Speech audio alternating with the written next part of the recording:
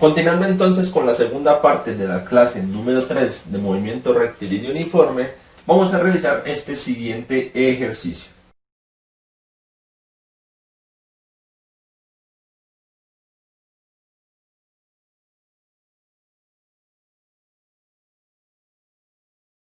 Antes que nada entonces vamos a hacer la ilustración, como ya saben, para poder entender mejor el ejercicio.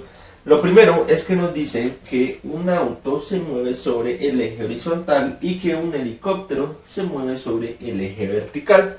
Básicamente nos están diciendo que un auto se mueve sobre el eje X, ¿cierto? Podríamos llamarlo así. Y el helicóptero se mueve sobre el eje Y. Esto es muy importante, ¿sí? ¿Por qué? Porque ya sabemos básicamente las direcciones o los sentidos en que se van a mover. El auto se va a mover. En este caso, para mí, yo lo puedo plantear del otro modo, no hay problema porque no me están diciendo izquierda o derecha, ¿sí? Pero entonces yo lo planteo de este modo. El auto para mí se va a mover sobre el eje X, ¿cierto? De izquierda hacia derecha. Y el helicóptero, digamos que por obvias razones, se mueve sobre el eje Y y después se va a mover de abajo hacia arriba. Eso es una parte muy importante. Ahora, lo segundo que nos dicen es que inicialmente, o más bien inician sobre un mismo punto en el eje X. Es decir, tenemos un plano cartesiano, ¿listo? Y ambos parten en el mismo punto sobre el eje X. Es decir, si lo miramos de esta forma sobre el eje horizontal, nos podemos dar cuenta que el carro, que el auto y el helicóptero están en el mismo punto. Ojo, en el mismo punto sobre el eje X. En el eje Y miramos que sí hay una distancia. Y justamente el enunciado nos dice que los separa una distancia de 40 metros sobre el eje Y. Así que parten del mismo punto, ¿listo? Sobre el eje X y sobre el eje Y. Inicialmente ya están separados 40 metros. Ahora, otro dato muy importante es que nos dicen que después de 10 segundos van a tener una cierta separación que según el enunciado es de 150 metros. Es decir, sabemos que están en movimiento, ¿listo? Porque los estamos analizando justamente los cuerpos que están en movimiento, que tienen una velocidad, ¿listo? Sabemos entonces que el auto está recorriendo sobre el eje X y que después de 10 segundos pues obviamente va a avanzar un poco más, ¿listo? Lo mismo pasa con el helicóptero. Después de 10 segundos avanza un poco más, en este caso hacia arriba, y van a estar separados el helicóptero y el carro después de esos 10 segundos por 150 metros. Como lo habíamos dicho entonces, de este punto a este punto pasaron 10 segundos, ¿cierto? Y lo mismo para el helicóptero. De este punto hacia este punto pasaron los mismos 10 segundos. Ahora también debemos tener en cuenta que nos dan la velocidad del auto, ¿sí? Nos dan la velocidad del auto, que en este caso es 12 metros sobre segundos. Y la pregunta es, ¿cuál es la velocidad del helicóptero? Muy importante. Ya vamos a ver entonces cómo ese gráfico, esa ilustración nos va a ayudar y nos va a ser de muchísima ayuda. Primero entonces empezamos a analizar, como siempre, tenemos dos vehículos, dos sistemas. Analicemos cada uno de esos sistemas. Analicemos primero el del auto, que es un poquito más fácil. ¿Por qué? Porque tenemos el tiempo que se demora a recorrer esta distancia, que es 10 segundos, y tenemos también la velocidad del auto, que el enunciado nos dice que es de 12 metros sobre segundo. Con el tiempo y con la velocidad perfectamente podemos calcular la distancia que recorrió este auto. Entonces vamos a hacer rápidamente esa operación. Como ya sabemos, entonces distancia es igual a velocidad por tiempo. La distancia que recorrió el auto lo voy a llamar distancia A, distancia del auto, ¿listo? Distancia del auto es igual a ¿quién? A la velocidad del auto por el tiempo. Como lo dije, ya tenemos estos dos datos, entonces vamos a reemplazarlos y a calcular rápidamente la distancia que recorrió dicho auto en ese tiempo. Que nos dio entonces 12 por 10, 120, y metros sobre segundos por segundos, segundos y segundos se cancelan, y nos queda que el auto recorrió 120 metros. ¿Listo? Entonces ya tenemos la distancia que recorrió el auto.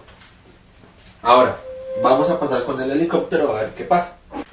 Analicemos entonces qué pasa con el helicóptero. Lo mismo, distancia del helicóptero, en este caso por eso coloqué la h, igual a la velocidad del helicóptero por el tiempo. El tiempo no hay necesidad de colocarle subíndice porque se sabe que el tiempo es el mismo para ambos. Entonces, tenemos lo necesario para poder calcular la distancia. Vamos a ver. Distancia no la tengo. Velocidad del helicóptero es lo que me pregunta justamente el problema. Por el tiempo, que el tiempo sí lo tengo, pues que son 10 segundos. Pero ¿qué pasa? Tengo dos incógnitas.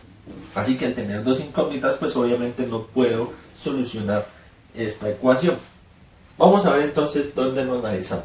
Recordemos que había un dato que aún no lo hemos tocado, que nos decía que después de los 10 segundos, el auto y el helicóptero van a estar separados por una cierta distancia, que en este caso era de 150 metros. Entonces, ¿qué nos quiere decir esto? Al principio estaban separados por 40 metros, ¿cierto?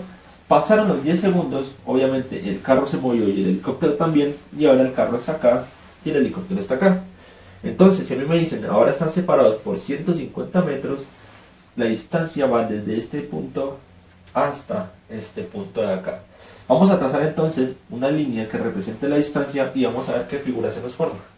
Representamos entonces con esta línea la nueva distancia que tenían después de los 10 segundos, distancia AH, es decir, distancia auto-helicóptero, igual a 150 metros. Yo creo que ustedes ya son muy observadores y se dieron cuenta que ahora nos quedó, ¿qué figura? Nos quedó un triángulo rectángulo, ¿sí? ¿Y para qué nos va a servir este triángulo rectángulo? Porque ya tenemos uno de sus lados, podemos decir uno de sus catetos, su medida, que es distancia A. Distancia A o distancia del auto es 120 metros. Entonces ya tenemos la medida de este cateto. Tenemos también la medida de ¿qué? De la hipotenusa, ¿sí? ¿Por qué? Porque justamente esta distancia ya nos la está dando el ejercicio, que era 150 metros. ¿Qué nos falta entonces? Nos falta esta otra distancia acá. Tenemos una parte, esto podríamos decir que tenemos una parte que serían los 40 metros, pero es que a mí no me interesa estos 40 metros solitos, me interesa desde este punto hasta este punto de acá. ¿Y qué distancia entonces recorrió el helicóptero? Pues justamente nosotros la denominamos como distancia h. Entonces, sería uno de los catetos igual a 120 metros, la hipotenusa igual a 150 metros, y el otro cateto que es igual a 40 metros más la distancia h, es decir, más la distancia que recorrió ese helicóptero. Recordemos entonces un teorema que nos permita analizar un triángulo rectángulo sin conocer sus ángulos. Yo creo que ya más de uno lo tiene que haber analizado y pensado en el teorema de Pitágoras. Entonces, voy a borrar esto, voy a copiar este dato por acá para que no se me pierda, y luego vamos a utilizar nuestro teorema de Pitágoras. Recordemos entonces que Pitágoras nos dice que la hipotenusa al cuadrado es la suma de los catetos al cuadrado, es decir, cateto A al cuadrado más cateto B al cuadrado. Reemplazamos entonces los datos que ya tenemos. ¿Cómo cuáles? Uno, la hipotenusa, ¿sí? Y como aquí no me interesa si es cateto opuesto o adyacente, entonces cualquiera de los dos puede ser. Entonces yo en este caso a A lo voy a denominar como este cateto, ¿sí? Distancia del auto, y a B lo voy a denominar como, recuerden, 40 más la distancia del helicóptero al cuadrado. Nos quedaría entonces esta siguiente expresión, y como siempre pues vamos a ir resolviendo lo que sea que podamos resolver, ¿no? Por ejemplo, este 150 al cuadrado y también este 120 al cuadrado. Resolvamos entonces esos dos rápidamente. Vamos a ver entonces cómo nos quedó. En esta primera expresión nos quedó 22.500 metros cuadrados. ¿Por qué cuadrados? Porque esta potencia 2 está afectando tanto al número como a la magnitud física, ¿listo? Es como si cada uno de ellos se elevara al cuadrado. Entonces 150 elevado al cuadrado, 22.500 metros elevado al cuadrado, metros cuadrados, ¿listo? Y lo mismo pasó con este 120 metros. 120 elevado al cuadrado, 14.400 metros elevado al cuadrado, metros cuadrados. Y esto lo dejamos quietico. Ahora, ¿qué vamos a hacer? Vamos a pasar este 14.400 metros cuadrados, como está sumando, lo pasamos a restar al otro lado del igual. Miremos a ver entonces qué nos quedó. Como lo habíamos dicho, pasamos este término al otro lado del igual con su signo contrario, es decir, en este caso con una resta. Y, ojo, como son términos semejantes, se pueden romper entre ellos. ¿A qué me refiero con que sean términos semejantes? En física, a que son dos números que tienen la misma magnitud física, ¿sí? Este es metros cuadrados y este es metros cuadrados, así que perfectamente se pueden restar o sumar si es el caso, pero en este caso es restar, ¿no? Entonces, 22.500 metros cuadrados menos 14.400 metros cuadrados, eso nos da 8.100 más bien metros cuadrados, igual pues a lo que ya teníamos acá, ¿no? 40 metros más distancia del helicóptero, todo elevado al cuadrado. Ahora bien, ¿qué hacemos con esta parte de acá? Porque al final pues lo único que yo puedo hallar es distancia h, y ya vamos a ver más adelante para qué me sirve hallar la distancia h. Aquí, ¿cómo procedemos entonces? Necesitamos quitar este cuadrado, ¿sí? Necesito eliminarlo, necesito quitarlo ahí porque me está generando problemas. Al final de cuentas, lo único que está haciendo este cuadrado es no dejar que yo pueda despejar esta distancia h. Entonces, ¿yo cómo hago para quitar este cuadrado? Muy sencillo. Recordemos que yo le puedo quitar este cuadrado aplicándole su operación contraria. La operación contraria de una potencia es justamente una raíz. Si es potencia al cuadrado, entonces le saco raíz cuadrada. Y si le saco raíz cuadrada a esta parte, también debo sacarle raíz cuadrada a esta otra parte de acá, es decir, a los dos lados del igual. Sacamos entonces raíz cuadrada y vemos qué nos queda. Veamos entonces qué hizo la raíz cuadrada. Primero que todo, para el lado derecho, la raíz y esta potencia al cuadrado se cancelan y solo me quedan 40 metros más distancia h. Y al otro lado le saco raíz cuadrada al 8100, ¿sí? Raíz cuadrada de 8100 es 90, y pasa algo muy similar acá. Como aquí tengo metros cuadrados, esta raíz se va a cancelar con este cuadrado y solo me queda en metros. ¿Listo? Entonces raíz cuadrada de 8100 metros cuadrados es 90 metros. Ahora, ¿qué podemos hacer? Ya no tengo este cuadrado que me genera inconvenientes. Lo que hago ahora es que este 40 metros que está sumando lo paso al otro lado, al lado izquierdo del igual. Lo puedo restar con este 90 porque son términos semejantes y ya tendría la distancia h, es decir, después de los 10 segundos, qué tanto avanzó dicho helicóptero. Nos quedó entonces que el helicóptero avanzó 50 metros, ¿sí? Que la distancia que recorrió el helicóptero después de esos 10 segundos es de 50 metros. Ahora bien, ¿para qué nos va a servir esta distancia h?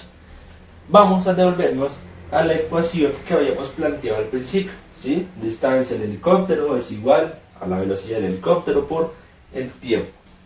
Volvamos a preguntarnos entonces si tenemos los datos necesarios. Tiempo, ya sabemos los mismos 10 segundos. Velocidad del helicóptero es lo que nos pide, lo que nos pregunta el ejercicio. Y distancia del helicóptero también la tenemos. Fue lo que acabamos de hallar. Entonces, ¿qué hacemos? Simplemente este tiempo lo voy a pasar a dividir para dejar solita esta velocidad del helicóptero, que es lo que me pregunta el ejercicio. Reemplazo los datos y ya tengo el resultado final. Nos quedó entonces de esta forma, como lo habíamos dicho, ¿no? Distancia del helicóptero sobre tiempo es igual a la velocidad del helicóptero. Reemplazamos los datos, 50 metros, que fue lo que acabamos de hallar, sobre el tiempo, los 10 segundos, y hacemos ya el respectivo cálculo, 50 sobre 10, 5, y nos quedan metros sobre segundos. Así que esta es más bien la velocidad del helicóptero. ¿Listo? Esta es la velocidad con la que el helicóptero recorrió esta distancia en 10 segundos. Como vemos entonces, hicimos uso de algunas propiedades trigonométricas, hablando específicamente del teorema de Pitágoras, para poder resolver este ejercicio. De esta forma entonces concluimos con el movimiento rectilíneo uniforme.